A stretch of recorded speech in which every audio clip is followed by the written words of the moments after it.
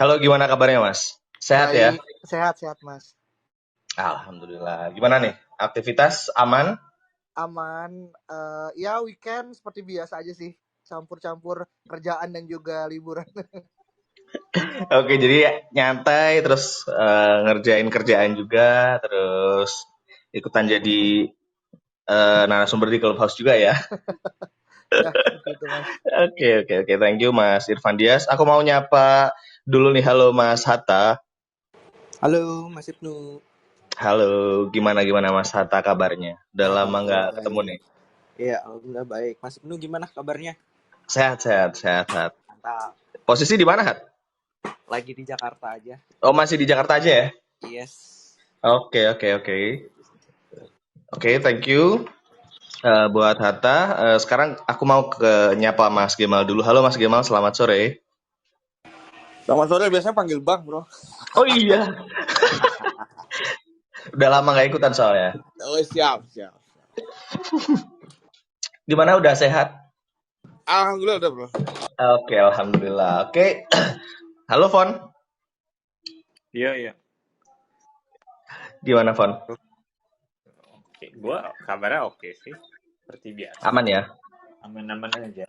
Oke, siap. Oke, mungkin langsung aja buat teman-teman. Sebelumnya terima kasih udah nyempetin waktunya buat ngobrol dan sharing-sharing bareng soal agile. Dan nanti buat teman-teman yang sekiranya pengen nanya-nanya atau pengen berbagi gimana sih kisahnya atau mungkin berbagi bagaimana cara teman-teman menyikapi menjadi agile menurut versi teman-teman sendiri kayak gitu. Nah, oke, mungkin langsung aja ya aku nanya sama ngobrol-ngobrol dulu sama Mas Irfan. Mas, gimana nih Mas? Mungkin buat teman-teman bisa perkenalan dulu aktivitas dan juga apa yang sedang ditekunin sekarang nih. Oke. Thank you so much Mas Ibnu. Mungkin kenalan sama aku Dias. Aku sekarang kerja satu full time, dua part time. Aku terjunnya di bidang HR, career development lebih tepatnya. Dan kalau aktivitas umurku 26 dan ya biasa di Jakarta sih itu sih paling. Oke.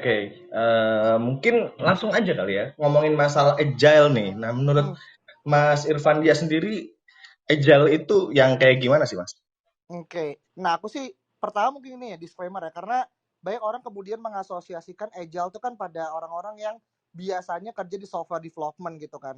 Karena memang sebenarnya ketika pertama kali terkultuskan gitu kan sebenarnya emang dilakuin sama software engineering teams gitu kan untuk ngebuat sebuah percepatan yang itu Mhm. dimanifestasikan dalam sebuah value untuk ngebangun sebuah produk manajemen gitu kan. Jadi dulu tuh pada tahunnya 2001-an lah gitu kan tuh rekat banget tuh sama isu sama software engineer gitu kan.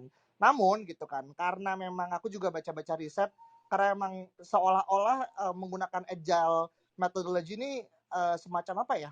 Kayak percepatan kalau akselerasi gitu kan dimana lebih fresh, lebih apa namanya lebih berorientasi pada kefleksibilan apa yang kita punya dan akhirnya semua tim gitu kan termasuk mungkin tim-tim yang non tech kemudian mulai menggunakan gitu kan. Makanya secara progresif agile menjadi viral dan akhirnya semua company bahkan dari mulai yang tahapan paling kecil startup sampai mungkin yang tahapan yang udah large scale mungkin udah menggunakan gitu kan. Dan ini menjadi sebuah pertanyaan gitu kan. Sebenarnya apakah kita gitu kan sebagai sebuah individu sebetulnya perlu nggak sih untuk kemudian kita menjadi agile gitu kan, dan apa yang perlu kita lakukan ini akhirnya mungkin jadi topik diskusi kali ya. Jadi tapi mungkin semacam pemantiknya itu kayak dari aku sih Mas Ibnu. Oke. Jadi mungkin disclaimer dulu juga kayak di beberapa tahun belakangan ini kan kayak industri teknologi kan benar-benar berkembang yang dengan sangat pesat gitu Mas Irfan Dias ya. Dan Ya, kayak menjadi agile itu sering diasosiasikan dengan tim yang kira-kira bisa mengakselerasi project atau mengakselerasi pekerjaannya menjadi lebih cepat selesai dan juga mendapatkan produk atau mendapatkan hasil akhir yang istilahnya positif gitu iya.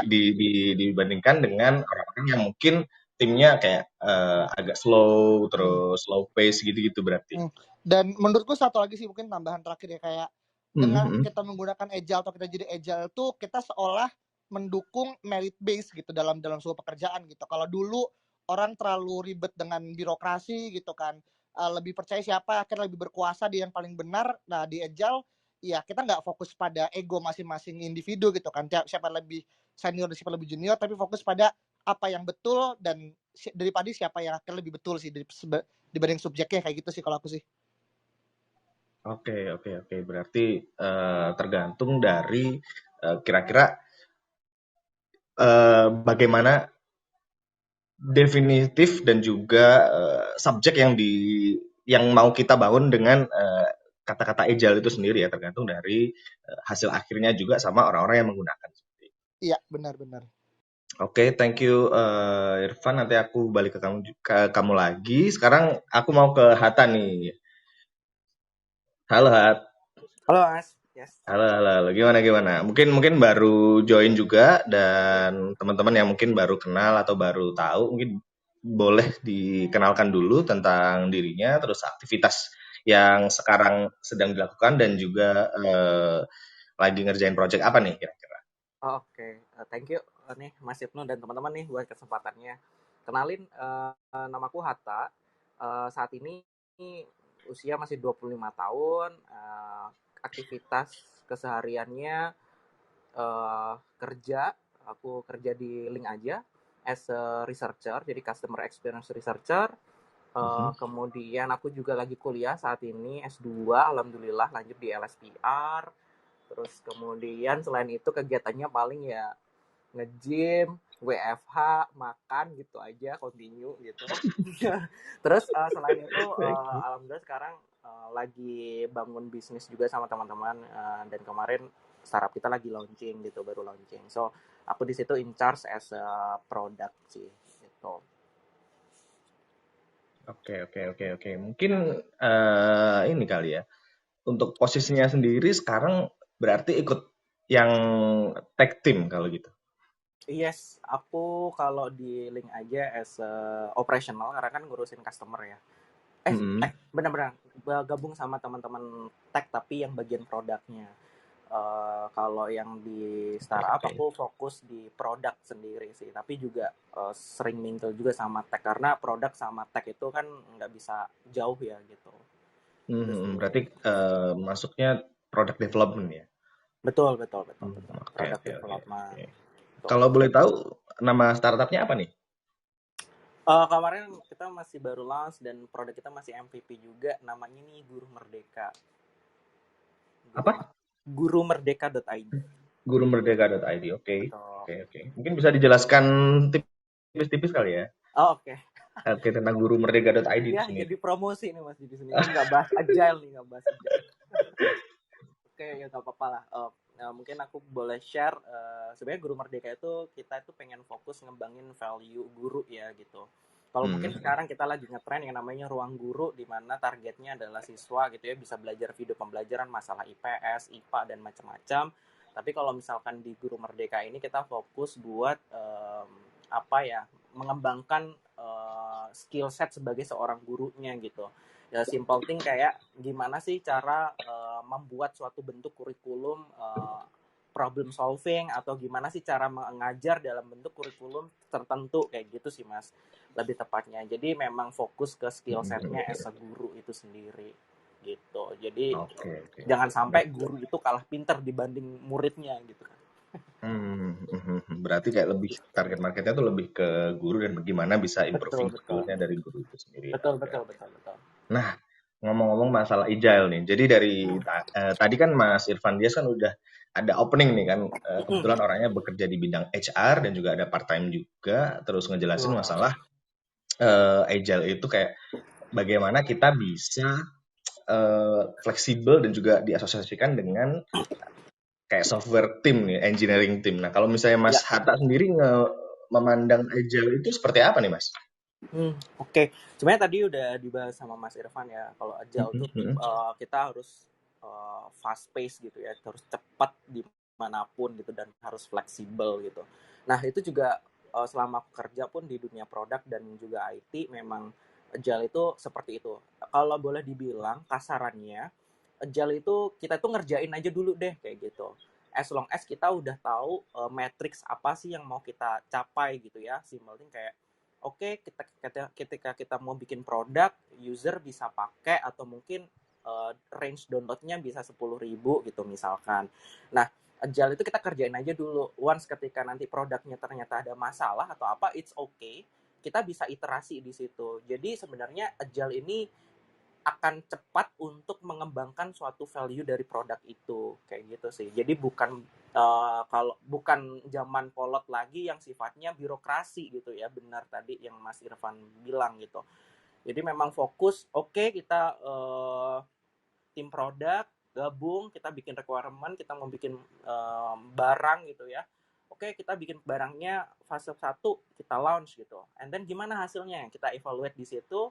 Terus kemudian kita improvement di situ. Agile-nya di mana? Agile-nya adalah kalau misalnya di dunia software development atau product development tuh biasanya kita sebutnya sprint gitu ya, di mana satu sprint itu dikerjakan dalam waktu 2 minggu satu fiturnya.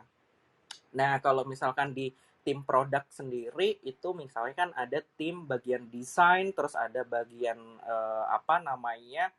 research ya. Misalnya ada research, design, terus kemudian ada tim IT-nya gitu, yang development. Nah, itu biasanya kita running-nya itu berdasarkan sprint untuk tim design sama tim development. Tapi untuk research, itu kita biasanya jalan dulu. Jadi tim produk itu udah punya roadmap tuh Mas, perjalanan produknya udah seberapa panjang. Terus kemudian tim research-nya jalan dulu, at least 3 bulan sebelum produk itu jalan.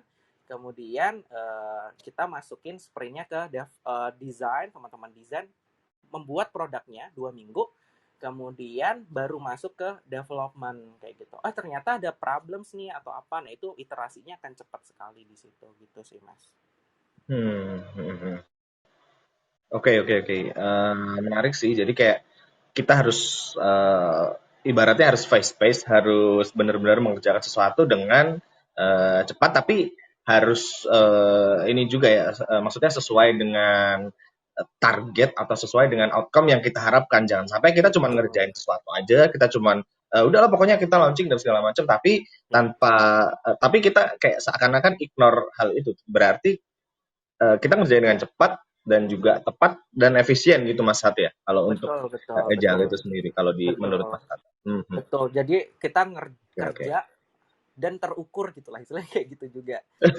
Gitu. Jadi jangan sampai apa yang kita kerjain itu cuman ya udah kerja aja gitu, tapi kita mengukur itu sih gitu. Oke. Thank you Mas Hatta untuk sharing dari definisi singkatnya mengenai agile. Nanti kita balik lagi. Sekarang aku mau nyapa dulu Bang Gemaldi. Halo Bang. Nah, ini baru bener nih panggilannya nih. Halo bro. Halo, ya, tadi kan udah ini ngobrolin soal dari definisi dari agile menurut Mas Irfan Dias, kemudian menurut Mas Hatta selaku as a product gitu, as a point of view product, tim produk lah kayak gitu. Nah, kalau misalnya menurut Bang Gemal sendiri, kira-kira definisi agile-nya Bang Gemal itu apakah berbeda atau mungkin punya definisi sendiri, sama mungkin ini ya perkenalan singkat dulu buat teman-teman yang mungkin belum atau baru ketemu nih sama Bang Gemal di sini. Silakan Bang. Oke, thank you Mas Ibnu. Jadi teman-teman, salam kenal, saya Gemal Panggabean, saya seorang penulis, saya seorang public relations, saya seorang jurnalis juga. Saat ini saya lagi mengelola website namanya duniafintech.com. Kebetulan saya dipercaya jadi pimpinan redaksi di sana. Kemudian saya juga lagi mendirikan sedang menjalankan perusahaan agensi digital marketing saya, namanya grismedia.id. Terus juga saya lagi bikin YouTube tentang menulis, tentang public relation, tentang digital marketing di channelnya namanya Gemal Panggabean. Nah, sekarang juga saya lagi bikin startup namanya jagonulis.com. Jadi nanti kursus online tentang nulis. Nah, itu dia Mas Ibnu. Oke. Banyak sekali ya produk-produk yang ditelurkan oleh Bang Gemal sendiri. Nah, kira-kira definisi agile menurut Bang Gemal ini apa nih? Oke, agile mungkin kalau kita lihat translate di Google ya, agile itu apa ya, lincah, gesit, atau dalam artian harus terus bersemangat, harus terus tekun ya. Jadi sebenarnya dalam kondisi WFH seperti ini, udah mulai masuk kantor lagi sebagian orang. Tapi Yes. dalam kondisi WFH ini memang membuat kita itu sering males-malesan, sering tidur mungkin, sering main game atau sering melupakan tugas-tugasnya. Whatever pekerjaan teman-teman sih sebenarnya, apakah teman-teman seorang entrepreneur, apakah seorang pebisnis, apakah mungkin seorang pekerja di sebuah perusahaan. Jadi yang bagi saya sebenarnya kondisi ini tuh tidak bisa dibiarkan sama sekali. Saya punya banyak teman juga yang dalam kondisi ini tuh diserang oleh rasa malas hingga rasa frustasi sebenarnya. Padahal nggak ada apa-apa, tapi frustasi. Termasuk saya sendiri mungkin minggu lalu saya bilang ke Mas Inu saya sakit, ya kan. Jadi memang karena apa? Karena kalau kita WFH, kita sendirian di kosan, kita sendirian di kamar. Jadi mungkin bagi teman-teman yang beragama, mungkin bagi yang percaya, iblis itu menyerang orang-orang yang lemah, ya kan. Jadi itu kondisi-kondisi yang tidak bisa dibiarkan. Jadi untuk menghalau rasa tersebut, ya kita harus agile lagi, kita harus ingat tujuan kita apa. Teman-teman di sini pasti mungkin apapun pekerjaannya, pasti tujuannya pasti cari cuan, ya kan, pasti cari uang. Nah, jadi ya ingat tujuan teman-teman tadi, ingat plan teman-teman lagi, apalagi ini mau tahun 2022, ya kan. Menurut mungkin teman-teman kenal ini influencer namanya Kodeni Santoso, dia orang Malang, dia pendiri Trebelio.id, Trebelio.com. Dia bilang salah satu skill yang dibutuhkan di tahun 2002 adalah time blocking. Time blocking ini artinya men-set waktu hari demi hari apa yang harus dilakukan. Nah, jadi ingat aja waktu tersebut, ya kan. Teman-teman bangun pagi mau ngapain, siang ngapain, sore ngapain, malam ngapain, di set benar-benar dan dilakukan. Jadi agile-nya itu terstruktur dan terjalani dengan baik. Mungkin gitu, Mas Ibnu. Oke. Berarti ya mungkin dari definisinya Bang Gimal sendiri, kalau misalnya untuk menjadi agile itu sendiri ya, kalau Mas Dias dan juga Mas Hatta tadi menjelaskan bahwa mungkin metode atau bagaimana cara kita bekerja dengan disiplin dan terstruktur lalu menghasilkan atau memberikan hasil kerjaan yang cepat gitu, yang fast pace gitu. Nah, kalau misalnya bagaimana ini berarti pandangannya lebih ke bagaimana mendisiplinkan diri untuk stay on track gitu Bang ya. Untuk tetap disiplin juga, tetap menyelesaikan dengan waktu-waktu atau time block itu tadi yang seperti kita pengenkan di awal gitu, kita planningkan di awal kayak gitu Bang ya berarti. Betul. Tapi di satu sisi memang juga kondisinya juga mengharuskan kita buat agile. Kenapa? Karena pasca masih di situasi pandemi ya. Jadi kita harus dituntut serba cepat, dituntut serba efisien. Jadi ya salah satu tujuannya kan buat cepat ya. Ya jadi ya kitanya juga harus bisa cepat, kitanya juga harus bisa aja sehingga kerjaan kita ataupun produk yang kita kerjakan bisa juga cepat.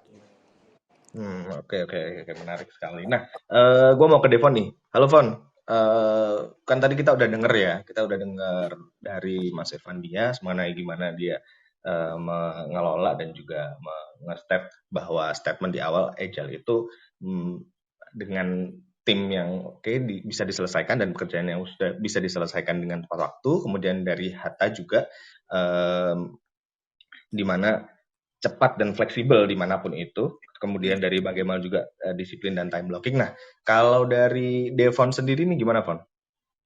Sebetulnya gue juga nggak gitu familiar sebetulnya dengan kata agile ini. Tapi kalau misalkan gue mencoba translate sendiri gitu, berarti ya emang sesuai yang tadi speaker kita udah ngomong ya lincah. Mungkin bedanya dengan cepat adalah speed sama agile gitu. Mungkin agile ini bukan hanya sekedar cepat tapi tahu tujuannya kali ya, tahu harus kemana, tahu goalsnya mau ngapain gitu. Kalau kita hanya cepat aja tapi nggak agile, mungkin cepat belum tentu tujuannya sesuai gitu loh. Tapi kalau agile mungkin ini kali ya, bertujuan kali ya. Gue nggak gitu ngerti, tapi apakah gitu benar atau enggak, gitu sih menurut yang gue pahamin. Oke, berarti yang mungkin yang dijelaskan sama Van Dias di awal juga fokus, kemudian kayak langsung ke tujuan akhirnya juga. Bersama Hatta juga tadi dijelaskan mengenai matrix atau tujuan-tujuan yang ingin dicapai itu tadi ya, Kon ya. Berarti kayak inline juga dengan di luar misalnya di luar product team atau di luar software engineer team gitu. Berarti istilahnya masih bisa diterapkan juga lah ya. Ya, kalau dalam artian luas Mhm. mungkin seperti itu kali ya. No. Oke. Nah, aku mau balik ke Irfan Dias lagi nih. Mas Irfan, kalau misalnya menurut Mas Irfan sendiri, kira-kira seberapa penting sih untuk menjadi agile itu sendiri? Mungkin lebih ke agile dalam artian luas dan mungkin bukan hanya fokus di produk atau software development team aja kayak gitu ya. Oke, nah ini menarik ya karena dari apa yang aku baca dan aku tahuin juga gitu kan, sebenarnya orang atau SDM gitu kan adalah core dari agile itu sendiri gitu. Jadi kalau orang yang mencoba memisahkan people atau kita dari agile, menurutku itu dua hal yang berbeda gitu kan, karena dua-dua itu saling berkaitan sekali gitu kan. Nah, masalahnya gitu yang menjadi permasalahan di agile adalah kita tuh dicoba untuk kemudian dirubah mindsetnya dari yang awalnya berfokus pada proses dan juga tools gitu kan. Di sini berfokusnya lebih kepada individuals dan juga interaction gitu. Jadi ini kita bisa lihat bagaimana kebutuhan akan SDM itu, kalau aku sebagai HR ya, dalam konteks agile itu adalah suatu hal yang akhirnya menjadi tantangan di era sekarang gitu untuk rekrutmen gitu kan. Makanya salah satu matriks kesuksesan dari sebuah agile dalam sebuah tim adalah itu berkaitan dengan karakteristik seorang individu yang juga berhubungan dengan bagaimana dia kemudian bisa menjalin sebuah komunikasi interpersonal, hubungan kerja dengan sekelilingnya gitu kan.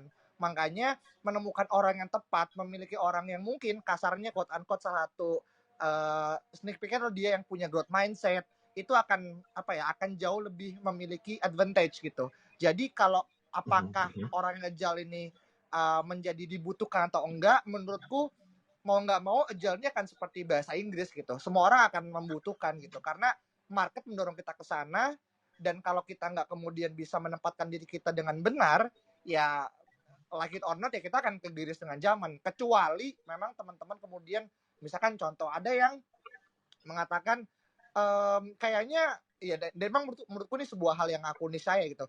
Private tuh akan jauh lebih kencang beralih dibandingkan sektor publik gitu kan. Like it or not, kita semua bisa paham lah dari berbagai macam case by case yang kita temukan dan segala macam. Jadi betul. apalagi teman-teman nanti yang mungkin sekarang masih kuliah gitu kan, ingin terjun ke dunia sektor private tapi teman-teman masih berharap kerjaannya ya paling ngelakuin hal-hal yang simpel tapi gajinya besar segala macam, yang mungkin itu menjadi sebuah bayangan teman-teman ketika kerja di publik.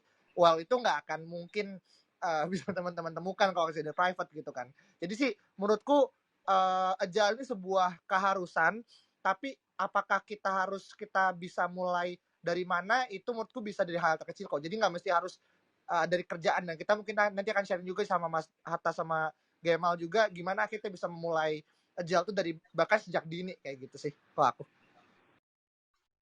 Oke, nice banget point of view dari Mas Irfan gimana menjadi agile ini kayak ibarat sebagai hal yang mungkin wajib ya, apalagi di kondisi yang cepat evolving kayak gini. Bahkan untuk di sektor yang publik itu kayak BUMN itu kan kayak akhir-akhir ini juga sering dan lebih banyak berbenah menjadi kayak seolah-olah dia nggak pengen kalah saing dengan swasta itu tadi ya Bang Irfan. Dan mungkin dengan banyaknya anak-anak muda yang join, terus kemudian yang istilahnya menempati sektor-sektor strategis di perusahaan-perusahaan milik pemerintah ini juga bisa menjadi istilahnya bisa menjadi motor buat perusahaan-perusahaan publik ini menjadi lebih produktif lagi dibandingkan dengan mungkin kultur kerja yang sebelumnya kali ya Mas Irfan. Iya benar Mas. Oke, siap. Berarti istilahnya karakteristik yang mungkin jadi syarat lah untuk, apalagi untuk di swasta yang ya kalau misalnya nggak menghasilkan produk atau nggak menghasilkan keuntungan dari perusahaan tersebut ya wassalam aja kayak gitu. Oke, menarik sekali. Dan aku mau ke Hatta nih. Nah, gimana Hat? Menurut kamu seberapa pentingkah agile itu, dan mungkin di luar produk kali ya, di luar point of view tim product development nih. Kalau misalnya menurut Hatta sendiri gimana? Oke.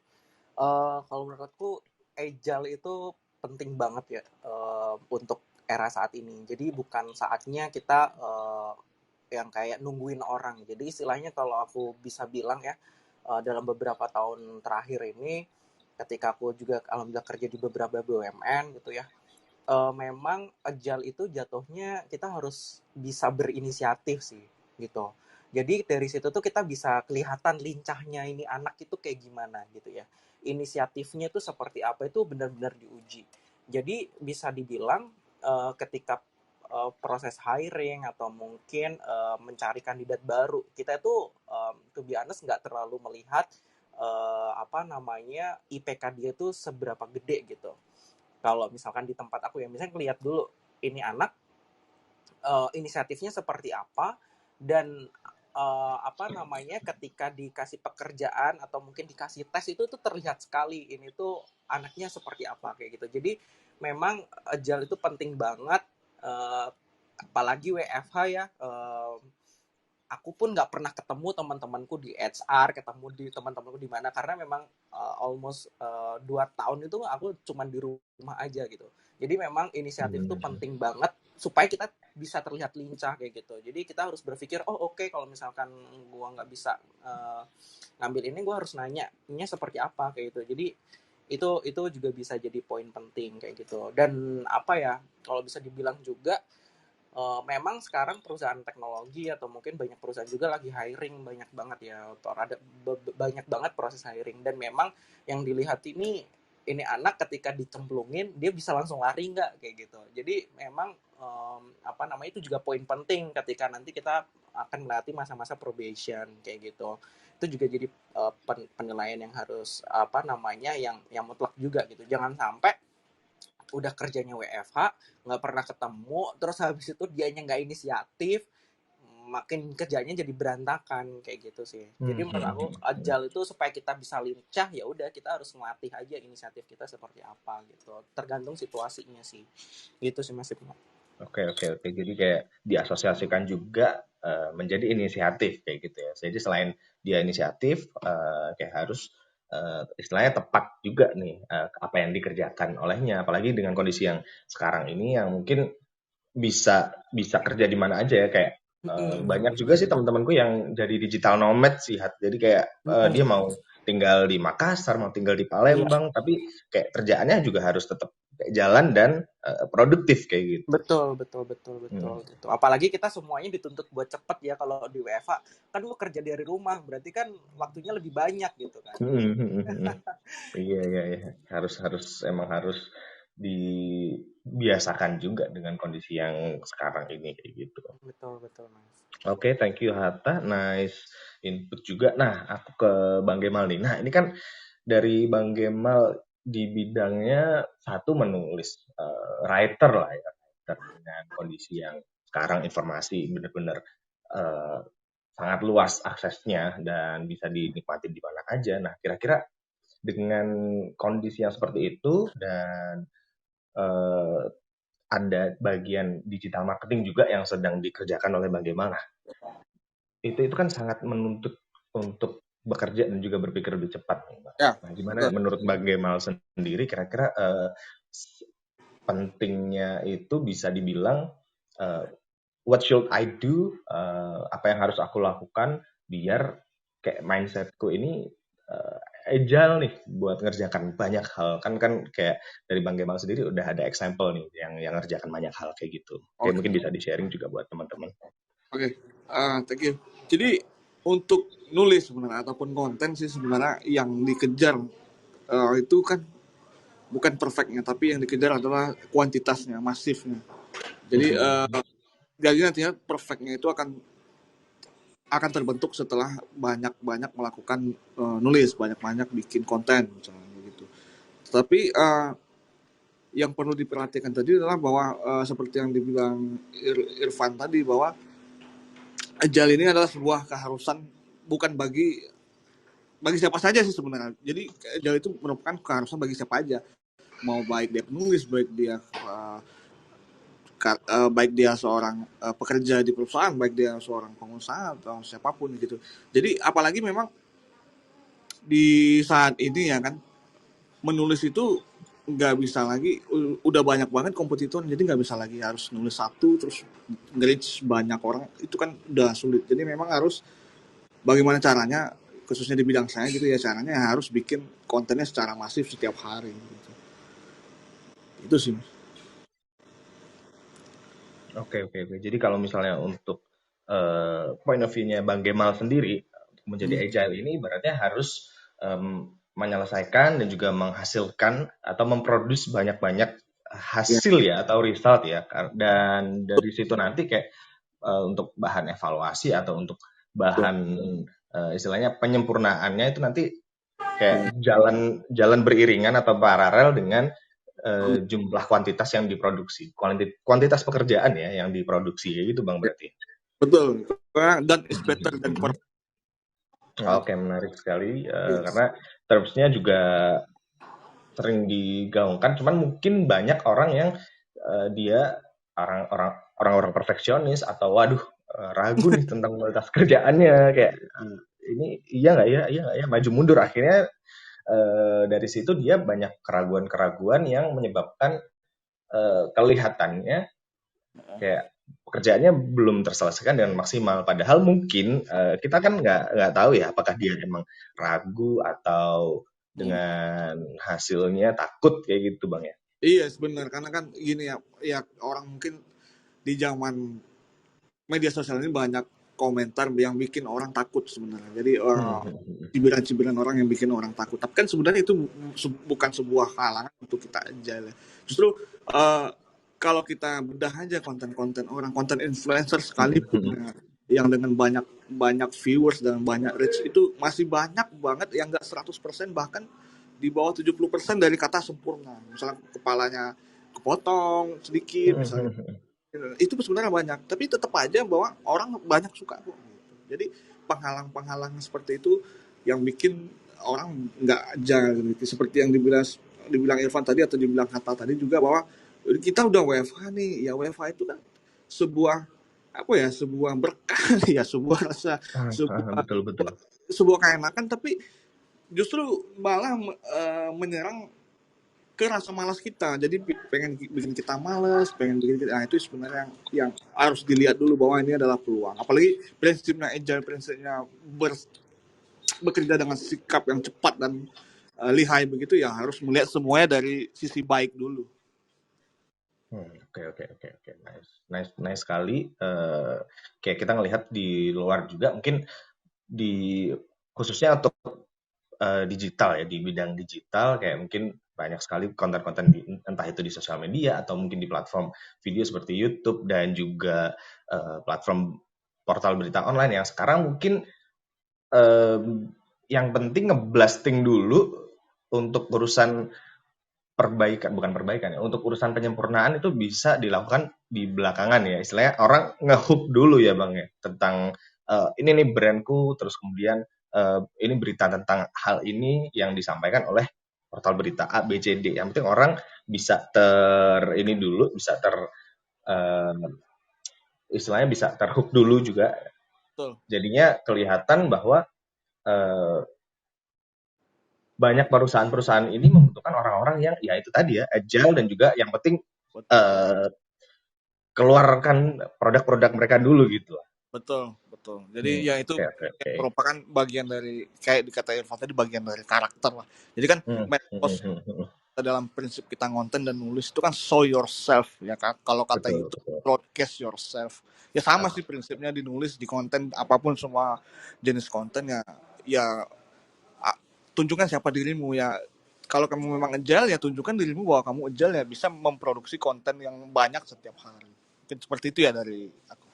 Oke, thank you banget Bang Gemal. Nah, aku ngasih kesempatan juga buat teman-teman yang pengen sharing juga, yang pengen mungkin ada pengalaman yang seru soal gimana menjadi orang yang agile atau fleksibel di bidang masing-masing, bisa langsung raise hand. Nanti aku jadikan speaker. Nah, oke. Ngomong-ngomong masalah agile nih, kira-kira bisa dipelajari nggak sih? Nah, gimana cara kita bisa mempelajari menjadi orang yang lebih agile itu sendiri? Mungkin aku ke Mas Irfan Dias dulu nih. Gimana nih, Mas?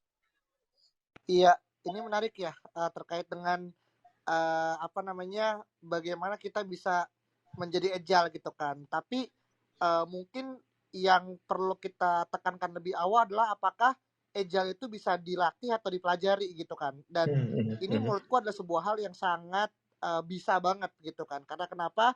Karena bagi gini, achieving agility itu semacam kayak proses gitu kan. Yang mana itu membutuhkan effort dan juga waktu gitu kan. Tentu buat teman-teman yang mungkin sekarang masih di tahapan bangku mahasiswa mungkin agak kurang terpapar gitu kan, karena kita masih percaya kalau menggunakan metode yang apa yang ada tuh udah benar gitu kan, padahal ketika kita udah nanti lulus kuliah kita akan ketemu sama banyak hal yang kemudian framework baru gitu kan. Jadi menurutku tergantung bagaimana pola pikir kita menerima perubahan gitu kan, dan aku yakin semua teman-teman di sini kemudian memiliki growth mindset termasuk dalam terbuka akan hal-hal atau inovasi-inovasi yang baru yang ada di sektor apa namanya industri lah kayak gitu. Nah, gimana caranya kita melatih gitu kan? Sebenarnya ada beberapa hal gitu. Jadi aku juga baca di beberapa sumber gitu kan. Yang pertama ini lebih kepada bagaimana kita bisa merubah pola pikir bahwa saya tantangan itu lebih kepada kita jadikan semacam milestone ketimbang sebagai sebuah apa ya bahaya kali ya gitu kan. Dalam artian kan nih, kayak orang menganggap sebuah masalah dalam sebuah tim itu kan sebuah hal yang wajar gitu kan. Mas Hatta terus juga Mas Gemal dalam membuat sebuah produk pasti kan ada masalah juga. Tapi ketika kita agile gitu, kita ngelihat bahwasanya masalah atau obstacle ini tuh sebagai sebuah hal yang ya udah biasa aja gitu. Yang kita harus temukan, dan justru kalau kita nggak ketemu sama masalah ini, kita bahkan nggak tahu sebenarnya apa yang kita lakukan tuh udah benar atau belum gitu kan. Ini akan sebuah cara pandang pertama gitu kan. Yang kedua adalah bagaimana gitu kan setiap masing-masing tim atau orang yang ada dalam sebuah tim ini saling bisa menghargai value satu sama lain gitu. Karena baik lagi dalam sebuah agile gitu, yang menjadi titik poin utamanya adalah manusia tersebut gitu kan. Masalahnya dia ini nggak bisa kemudian menentukan semuanya gitu, karena kalau tadi ngomongnya software developer gitu kan, itu tahun 2001. Sekarang semua tim udah saling berkoordinasi satu sama lain gitu kan. Jadi bagaimana akhirnya kita memiliki trust dengan orang lain, dengan divisi lain, sehingga apa yang kemudian kita kerjakan, kita percaya bahwa itu akan deliver dengan baik oleh tim lain gitu. Karena nggak jarang juga gitu kan. Semua tuh akhirnya kalau misalkan dia ngerjain pasti hasilnya A, B, C gitu kan. Yang mana itu mungkin tidak sesuai dengan ekspektasi kita. Jadi menurutku bagaimana kita ngelihat sebuah effort yang akhirnya satu sama lain itu saling membutuhkan tuh akhirnya bisa saling berdampak positif juga kepada dinamika dalam sebuah tim gitu kan. Yang berikutnya adalah lebih kepada kalau teman-teman nanti habis ini mungkin tertarik untuk belajar tentang agile, ada sebuah buku atau mungkin kasarnya prinsipal lah, 12 prinsipal untuk bagaimana menjadi agile gitu. Karena aku nggak hafal semuanya, tapi itu bisa jadi salah satu landasan berpikir untuk aku juga pribadi dalam bagaimana memaknai sebuah agile itu dalam konteks lebih aplikatif sih. Kayak gitu, mungkin aku kayak gitu sih, Mas Ibnu. Oke, kalau untuk bukunya sendiri apa tuh, Mas, yang Bentar, mungkin bisa direkomendasikan? aku tadi kemarin lagi aku lupa bentar. Tadi Oh, nanti oke, ketika oke, itu oke. aku lagi cari dulu, aku lupa kemarin dari mana. Oke, oke, oke. Mungkin nanti bisa aku ulik nanti kalau misalnya udah ketemu, siapa tahu mungkin aku ada referensi juga, mungkin dari Iya, iya. teman-teman juga. Kita bisa ngobrol lewat Instagram atau gimana. Nanti bikin ini aja kali ya di Instagram Story gitu ya. Mungkin rekomendasi-rekomendasi buku yang mungkin bisa ngebantu teman-teman buat menjadi melatih jiwa agility itu tadi gitu. Oke. Menarik sekali, apalagi di poin memiliki pola pikir yang terbuka akan perubahan yang cepat. Nah, itu kayak menjadi syarat juga ya buat Mas Irfan Dias kalau misalnya mau hiring untuk di tim di kantornya, apalagi di Mas Hatta juga, khususnya untuk yang tim produk. Nah, dari Mas Hatta sendiri nih, gimana nih Mas, kalau misalnya cara kita menjadi melatih agility atau melatih agile di pekerjaan atau mungkin di kehidupan kita sehari-hari dari point of view-nya Mas Hatta. Oke, menarik sih. Apakah agile itu bisa dilatih atau Halo, Mas, dipelajari? mungkin suaranya Halo. volumenya ditambahkan. Nah, Halo. Oke, sorry. Nah, sebenarnya benar sih, agile itu sebenarnya bisa dilatih gitu ya. Ketika aku kerja selama ini pun pas ada di tim yang agile gitu ya, harus semua serba cepat, timnya banyak. Memang kita harus trust sih sama teammates kita sendiri gitu ya. Karena kenapa? Karena kita itu kadang tidak bisa apa ya? Kita itu pekerjaan yang kita lakukan itu belum tentu sempurna gitu ya. Kadang dari situ akhirnya membutuhkan orang lain, yaitu teammates kita yang bisa menutupi kekurangan itu gitu. Dari situ pun akhirnya aku belajar gitu ya. Oh oke, kalau misalkan aku kurang di sini, berarti temanku bisa menutupinya dari sini. Nah, agility-nya adalah ya wes kita ngerjain dulu, and then kita present or something, kita saling discuss di situ, kemudian kita mendapatkan feedback dari situ. Nah, pola pikir yang terbuka itu tuh kita itu tidak orangnya bukan tipe yang defensif gitu ya. Jangan sampai kita menjadi orang yang defensif. Ya, defensif itu kayak gimana sih? Ketika kita dikritik sama orang, ya it's okay gitu ya. Berarti memang ada sesuatu yang kurang dari pekerjaan kita gitu. Jadi dari situ nanti kita bisa tahu kekurangan kita di mana, dan memang dari situ akan memunculkan diskusi yang produktif. Nah, agility pun akan terjadi di situ. Ketika kita sudah menemukan masalah di pekerjaan kita dari feedback orang lain gitu ya, dengan kita tidak defensif, akhirnya kita mendapatkan lesson learn kan dari situ. Dari situ kita bisa improve for the next project. Oh oke, kalau misalkan aku ngalamin ini berarti aku harus ke sini. Oke, harus ke sini. Once ketika ternyata ada masalah baru gitu ya, ya udah kita ajal aja buat quick discuss atau mungkin quick untuk solve the problem gitu. Nah, itu agility-nya di situ. That's why kita harus trust sama teman-teman kita sendiri kayak gitu. Jangan sampai kita ego. Terus balik lagi yang masalah agile gitu ya, itu juga bisa ngaruh ke value kita sih teman-teman, untuk masalah yang kita dikritik, orang yang siap menerima kritikan ya. Apalagi untuk yang saat ini gitu ya, pada era saat ini tuh, kalau misalkan kita terlalu banyak dikritik tapi kitanya defensif, ya udah kamu bakal jadi orang yang nggak bisa agile di situ, karena kamu akan mempertahankan value-mu itu nggak tahu itu benar atau enggak kayak gitu. Nah, dari situ kita juga perlu sih. Nah, ada tips gimana sih cara kita mengkritik orang atau mungkin mengkritik pekerjaannya ya, lebih ke pekerjaannya. Kalau misalnya kita ngomong pekerjaan, itu ada namanya metodenya yaitu hamburger atau apa gitu. Jadi memang kita itu tidak bisa langsung ngomong kayak ya udah kerjaan lu tuh jelek gitu, atau mungkin ininya tuh kurang bagus gitu, atau mungkin itu nggak cocok gitu. Nah, ya it's okay, kita bisa bilang seperti itu di depan, tapi jangan sampai ditinggal gitu aja. Habis itu kerjaan lu jelek nih, ini warnanya nggak jelas gitu. Jangan sampai kayak gitu. Ya at least kita selanjutnya memberikan feedback yang konstruktif. Misalkan, oke, warna lu jelek nih, nggak bisa ini dipakai. Oke, kenapa nggak bisanya? Karena memang mungkin klien kita punya value, color value-nya harus kayak gini karena merepresentasikan si brand. Jadi kalau misalnya lu pakai color ini itu nggak bisa. Nah, jadi at least kita kasih, selain kita mengkritik, kita juga kasih feedback yang konstruktif juga ke dia kayak gitu. Jadi nggak cuma ngekritik lu jelek aja gitu. Kan kadang dulu kita sering nemuin ya, lu jelek gitu, misalkan kerjaan lu jelek, and then ditinggal gitu. Kita nggak tahu harus ngapain gitu kan. Nah, itu juga ngaruh sih. Gitu. Oke. Menarik. Dari input dari Mas Hatta sendiri kan lebih ke ini ya, pekerjaan atau yang dihasilkan, produk-produk yang dihasilkan dari pekerjaan seseorang atau rekan kerja itu kan kayak ibaratnya pasti belum tentu sempurna. Jadi kayak harus saling percaya dan saling support, apalagi dengan tim yang gimana gak cuman jelek-jelekan atau nggak cuman mengkritik, apalagi kritiknya yang destruktif, tapi juga kasih input, enaknya kayak begini nih, atau mungkin diselesaikan dengan bareng-bareng gitu ya Mas Hatta. Betul. Jadi jangan sampai abis dikritik terus kita tinggal. Iya, oke. Itu ya kasihan juga sih, kayak bingung, aduh harus ngapain. Betul. Oke, jadi kayak malah membuat dia juga jadi semakin pasif ya, kayak takut juga kali ya kalau misalnya dia mau reach out, kalau misalnya dikritik bisa gitu. Oke. Menarik sekali Mas Hatta. Nah, aku mau ke Bang Gemal. Nah, gimana nih Bang, tips atau input dari Bang Gemal tentang bagaimana menjadi orang yang lebih agile? Oke. Agile ini berkaitan dengan 3 kunci sukses mungkin. Yang pertama ada effort, yang kedua ada mindset. Yang pertama ada mindset, yang kedua ada effort, dan yang ketiga ada networking atau connectivity. Jadi kalau kita nggak agile, ya bagaimana mindset kita bisa terbentuk. Jadi mau ngebentuk kita supaya agile, ya harus benerin mindsetnya dulu.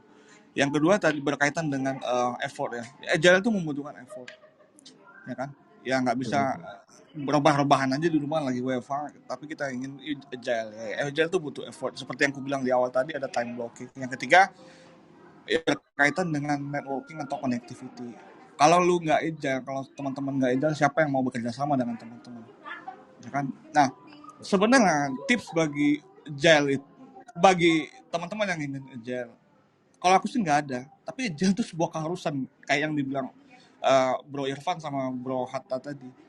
Jadi ini pilihan aja gitu. Kalau lu nggak bisa agile, ya lu nggak usah kerja di sini. Ya, kalau aku kalau jadi mentor penulis itu, aku ngajarin orang yang baru nulis itu 10 artikel per hari. 10 artikel per hari. Sanggup nggak sanggup, ya itu harus dilakukan. Ya satu artikel dia menghabiskan waktu 3 jam. Untuk penulis pemula biasanya 2 jam sampai 4 jam.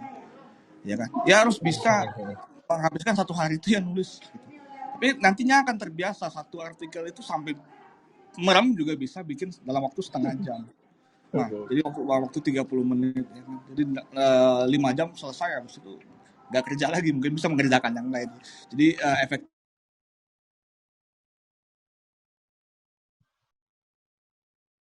Halo? dia.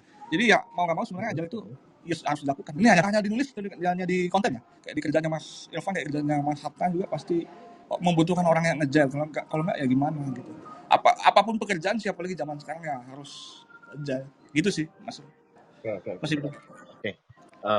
Menarik. Jadi kalau misalnya untuk dari Bang Gemal sendiri, kayak tadi ya, 3 kunci sukses menjadi atau menjalani kehidupan yang lebih agile itu dari mindset, kemudian effort, dan juga connectivity. Dimana dari situ teman-teman kalau misalnya nggak agile, kayak bingung juga ketika mindsetnya belum bisa maju, belum bisa bergerak, kemudian dari situ pun pasti effort yang dikeluarkan jadi kayak setengah-setengah gitu Bang. Kalau misalnya dari mindset belum komplit. Dan juga bagaimana mengconnectivity atau mengoneksikan diri dengan orang-orang yang mungkin bisa berhubungan atau bisa improve kualitas pekerjaannya. Betul sekali. Betul sekali Mas. Oke. Gimana, ada input tambahan nggak Mas? Ya apa ya, yang jelas agile itu ya kayak segampang sih, tinggal bangun pagi udah kerjain aja apa yang harus dikerjakan hari ini. Iya. Sebenarnya segampang itu. Cuman ya kalau dipikir mindsetnya gampang, cuman kalau dijalani ya memang banyak tantangannya, apalagi WFH seperti ini ya. Gitu aja sih. Oke, berarti kayak istilahnya jadi syarat wajib kalau misalnya kita ingin berkompetisi di dunia kerja kayak gitu. Gimana pun kita nggak perlu yang berpikir aneh-aneh dan segala macam, kayak simple, kerjakan, revisi, kerjakan lagi gitu kan kali ya Bang. Betul, apapun kerjaan, kalau mau bikin usaha sendiri justru lebih dituntut agile-nya lebih tinggi. Betul. Karena 24/7 emang harus ada buat ini ya, buat usahanya itu tadi. Betul. Oke, thank you Bang Gemal. Sekarang aku ke Irfan deh. Nah, Van, gimana nih tips atau trik dari kamu yang bisa di-share biar mungkin buat teman-teman yang masih kayak takut atau masih belum moving dengan cepat nih, gimana biar bisa lebih agile lagi gitu. Oke, ini berarti lebih kepada bagaimana kita bisa terus memperkaya diri kita ya dengan agile mindset gitu kan. Dan menurutku ya aku pun juga berbicara ini karena konteksnya masih terus belajar gitu kan. Dan tapi ada beberapa hal yang kemudian bisa dilakukan ya dalam konteks sehari-hari gitu kan. Termasuk mungkin pertama membaca dan juga mereview dan juga mungkin melakukan apa yang ada dalam 12 Principles of Agile sendiri gitu. Yang mana teman-teman bisa google sendiri apa itu segala macam. Dan kalau teman-teman berharap akan menemukan dari 12 itu akan menemukan sebuah statement yang sangat mudah dipahami, itu menurutku akan salah, karena itu banyak banget hal yang kemudian aku pun juga masih terus belajar maksud dari sebuah kalimat ini apa gitu. Jadi mereview dan juga melakukan tuh akhirnya jadi satu hal yang berlanjutan gitu kan. Yang kedua adalah kita juga mungkin bisa harus tahu sebenarnya goals kita tuh apa sih gitu. Karena gini, mungkin tadi kan kalau nggak salah tadi Mas Hatta ya sempat bilang, atau mungkin tadi Mas Gemal bilang kalau WFA tuh ibarat double sword edge gitu kan, kayak pisau bermata dua gitu. Ini bisa menjadi sebuah tantangan karena mungkin orang memiliki distrust atau mistrust issue dengan orang di kantor, tapi satu sisi bisa meningkatkan produktivitas karena simple, energi yang kita keluarkan itu kan tidak harus kemudian habis karena macet di jalan ataupun dan segala macamnya gitu kan. Nah, aku dulu pernah WFH full selama 45 bulan gitu kan, nggak pernah ke kantor sama sekali. Dan satu hal yang ingin aku sampaikan adalah sebenarnya WFH itu akan sangat berguna kalau masing-masing dari kita tahu sebenarnya goal itu apa gitu kan. Jadi para manajer tuh nggak akan punya semacam kayak negative thinking tuh sama member kan. Dan itu yang kemudian aku rasa semua organisasi kemudian perlu memiliki clear goals untuk kemudian kita pun sebagai seorang manajer, misalkan contoh, kita tidak perlu kemudian harus bahasa micromanagement gitu kan. Karena baik lagi, ini lebih kepada bukan tools dan proses, tapi bagaimana adanya manusia dan juga dinamika dalam kelompok tersebut gitu kan. Kayak misalnya kita contoh dalam menuju X goal, orang tuh bisa memilih jalur A, B, C, D, E selama itu kemudian dilegalkan dan selama itu kemudian benar ya why not gitu kan. Karena ini yang kemudian akan membuka horizon kita kalau ternyata cara yang selama ini kemudian kita lakukan itu sebenarnya mungkin belum cukup efisien gitu kan. Dan lewat hal-hal kayak gini kan banyak eksperimen baru yang kemudian terjadi gitu. Itu yang kedua adalah memiliki goal yang kemudian jauh lebih spesifik gitu kan. Yang ketiga adalah, dan ini menurutku salah satu hal yang akhirnya terjun pada isu bisnis, adalah fokus on customer gitu. Karena bagaimana kita memiliki empati gitu kan tentang produk yang kita buat itu tidak hanya kita sebagai produk owner tuh nggak bilang gue tuh pengen produk yang kayak gini kan ini keren gitu kan. Tapi di dalam agile kita terus kemudian harus melakukan bahasanya apa ya, asking 5 whys kali ya, kayak kenapa lu suka gitu kan. Oh gue suka karena gini, kenapa lu suka kayak gini gitu kan. Dan ini yang kemudian akan mendorong pola pikir kita yang biasanya main in the box jadi out of the box gitu kan. Oh ternyata kenapa kemudian brand-brand Nokia, BlackBerry kemudian tiba-tiba falling down ya karena mungkin dari tim sebelah memiliki sebuah, mungkin ya aku nggak tahu juga, agile metodologi yang mungkin jauh lebih kompleks, yaitu kemudian diterapkan gitu. Jadi ini tergantung bagaimana kemudian menjadi fokus kita pada customer gitu. Sama yang terakhir ya lebih kepada critical thinking gitu. Dan critical thinking ini kan sebenarnya jalurnya banyak ya, bisa fokus kemana aja gitu, termasuk ya pada agile mindset gitu kan. Ya kita kemudian tidak bisa menelan apa yang bos kita sampaikan tuh kita aminkan gitu. Ini bukan konteksnya bukan imam makmum, imam bilang apa makmum bilang amin gitu. Dalam agile semua orang bisa menjadi decision maker buat tim gitu kan. Bahkan mereka yang baru masuk yang lebih bawa ide fresh ya kenapa nggak dieksekusi selama memang fit dengan culture dari company juga value itu sendiri sih. Jadi mungkin itu sih hal-hal yang mungkin bisa aku sharekan terkait dengan bagaimana kita bisa lebih agile. Tadi pertama baca manifesto gitu kan, agile manifesto, punya clear goals, fokus pada customer, sama selalu menggunakan critical thinking regardless kita posisi apa dalam sebuah organisasi kayak gitu mungkin. Oke. Luar biasa Mas Irfan Dias. Banyak banget tips-tips yang bisa dicatat ya Pandi. Tapi aku mau nge-note bahwa gimana kita kerja as a team, kita kerja as a company yang nggak perlu sampai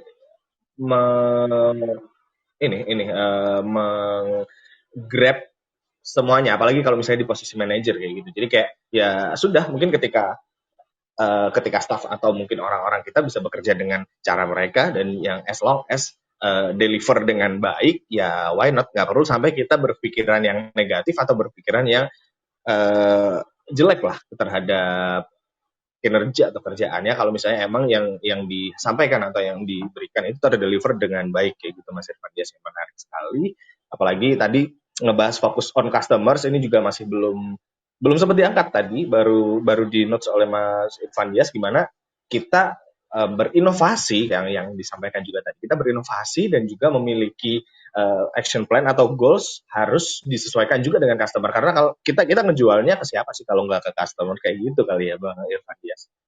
Oke, menarik sekali. Nah, nih Mas Hatta nih, gimana nih Mas? Tips dan trik menjadi orang yang lebih agile nih untuk mungkin dari produk atau kerjaan secara keseluruhan kayak gitu. Silakan. Oke, thank you. Kalau aku sih tiap hari ya full time worker, terus habis Sorry itu Mas, setelah itu tolong ya. halo. Halo. Nah, Oke. Nah, kalau aku sendiri ada 4 hal sih yang selalu aku tanamin ya di mindset aku ketika aku juga masih belajar gitu. Jadi orang yang cepat dan bagus itu seperti apa. Tapi aku ada 4 hal yang selalu aku lakukan tuh tiap hari. Satu itu aku biasanya set task. Tugas apa sih yang akan aku lakukan untuk hari selanjutnya. Jadi aku kayak misalkan sebelum tidur tuh, sebelum nutup laptop, aku biasain besok aku mau ngerjain apa ya kayak gitu. Mungkin kalau aku sekarang goals besarnya adalah aku kerja, misalkan aku di link aja, terus kemudian aku ada kerja di startup aku, and then yang ketiga aku harus kuliah S2 kayak gitu. Nah, aku pastikan semua tas-tasnya yang besok aku mau kerjain di setiap goals-nya itu, big goals-nya itu apa aja gitu. Nah, aku list di situ. Nah, setelah itu aku ngelakuin prioritization gitu. Mana sih yang harus priority kayak gitu ya. Itu dilihat dari sisi urgency juga, si tas ini harus selesainya kapan kayak gitu. Terus mungkin seberapa besar importance-nya juga kayak gitu sih. Jadi nggak cuma hanya dari sisi timeline juga gitu. Terus selanjutnya yang ketiga ini penting banget, stop buat overthinking. Nah, ini beberapa kali apalagi kita WFH itu overthinkingnya parah ya. Aku pun juga sering lakuin kayak gitu. Ini yang gue kerjain bener nggak ya? Menurut orang lain, ini bener nggak ya kayak gitu. Aku pernah sendiri pernah mengalami di mana ya bener tadi kata Bang Kemal ya. WFH itu banyak setannya gitu, bener. Dan aku pernah mengalami di mana kayak mental aku down gitu karena memang aku kebanyakan overthinking yang menyebabkan kayak tas aku tuh tertunda gitu. Akhirnya pas udah ngedeketin deadline dan aku terlalu overthinking, nggak hasilnya malah nggak karu-karuan gitu. Nah, yang aku pelajarin dari situ adalah oke, stop overthinking, nggak usah mikirin feedback orang lain nanti setelah project kita selesai gitu ya. At least sekarang kita kerjain dulu sebisa kita. Masalah feedback orang lain itu kan kita tidak bisa kontrol ya. Jadi yang kita bisa kontrol itu apa yang kita bisa kerjakan aja gitu. Nah, terus yang selanjutnya itu yang terakhir ada evaluate. Jadi misalkan di hari itu aku udah kerjain beberapa task gitu ya.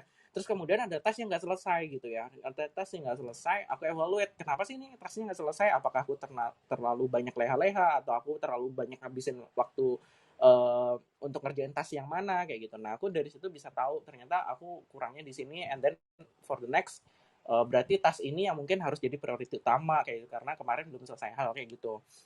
Nah, tadi juga mereview dari Mas Irfan Dias gitu ya terkait manajer tuh harus tahu nih, ngasih tahu goals ke timnya gitu ya, istilahnya seperti itu. Nah, kalau di kita sendiri tuh biasanya mungkin ini juga bisa dilakukan di mana aja sih, nggak harus di company gitu ya. Jadi kalau misalkan teman-teman punya tim gitu, kalau di kita itu biasanya ada namanya daily meeting, di mana kita tuh selalu start di jam 9 pagi. Kita selalu update apa yang kemarin dikerjain, terus yang saat ini yang hari ini mau dikerjain, and then kira-kira ada obstacle nggak dari situ. Nah, dari situ nanti manajer kita tuh tahu sebenarnya progres pekerjaan kita tuh sampai mana. Begitupun teman-teman kita yang lain pun satu tim itu tahu kayak gitu. Once ketika ada kita ada obstacle ini nih, kita butuh ini nih. Nah, teman kita yang nge-handle project itu atau mungkin yang tahu project itu bisa ngasih suggest gitu. Nah, itu salah satu bentuk agile juga gitu, saling ke connect gitu. Tadi networking itu tadi yang disampaikan oleh Bang Gemal. Terus ada juga kita lakuin yang namanya weekly check out. Weekly check out itu biasanya kita lakuin di hari Jumat. Jadi di hari Jumat itu sifatnya weekly, jadi kita kayak nge-summarize apa aja sih yang kita udah kerjain di seminggu ini gitu. Update progresnya udah sampai mana, and then buat minggu depan kita mau ngapain. Nah, di situ kita juga tahu manajer kita tuh tahu gitu ya, istilahnya kayak gitu. Manajer kita tahu apa sih yang bakal next-nya gitu. Jadi ketika ada something problems yang nggak intervensi pekerjaan kita di minggu depan, manajer kita tuh udah ada pasang badan dulu gitu. Nah, terus yang terakhir kita itu biasanya ngelakuin namanya bi-weekly. Kalau bi-weekly ini satu grup gitu, grup gede gitu ya. Jadi kalau di pekerjaanku sekarang itu ada grup ada unit gitu, dimana kita kumpul semua unit jadi satu, kita update di weekly itu setiap 2 minggu sekali, kita update apa aja project yang dikerjakan kayak gitu. Tapi ini sifatnya bukan cross member tapi cross tim unit, jadi kita tahu kalau misalnya kita butuh report risk atau mungkin ada pekerjaan terkait vendor dan macam-macam dari situ, kayak gitu sih. Itu sih Mas yang biasa aku lakuin ya gitu, terkait di pekerjaan atau mungkin kuliah ya kayak gitu. Sebenarnya juga agile itu kita udah dituntut kok dari zaman kuliah, ya tahu sendiri kita harus selesaiin skripsi misalnya 1 semester gitu, atau mungkin ya itu kan udah bentuk agile tuh. Kalau kita nggak inisiatif, kita males-malesan, ya udah pasti molor gitu. betul. Iya. Itu sih kalau aku Oke, biasanya. menarik sekali dari Mas Hatta. Jadi kayak lebih taktis lagi, di mana harus terstruktur dan juga ke deliverables-nya, terus kemudian apa yang dikerjakan kira-kira udah sesuai dengan target utama, dan juga self discipline itu tadi kan jadi kayak salah satu kunci juga buat menyelesaikan dan juga mengevaluasi apa yang sudah dikerjakan, dan betul endingnya jangan terlalu overthinking terhadap itu tadi. itu Karena itu yang paling penting sih. Iya sih. Oke. Mungkin buat teman-teman juga banyak sekali yang kayak overthinking atau khawatir apakah ini bagus, apakah ini oke, tapi ternyata ya in the end semuanya itu bisa diimprove, dan semua itu nggak ada yang sempurna, karena kesempurnaan hanya milik berat nih. Oke, thank you banget buat Mas Irfan Dias, Mas Hatta, Bang Gemal, dan juga Devan udah nemenin di sore ini. Udah 1 jam lebih ya, mungkin aku ini bacakan kesimpulan singkat dari obrolan kita di sore hari ini yang sangat-sangat produktif. Nah, kalau dari aku sendiri, menjadi orang yang agile itu bukanlah sebuah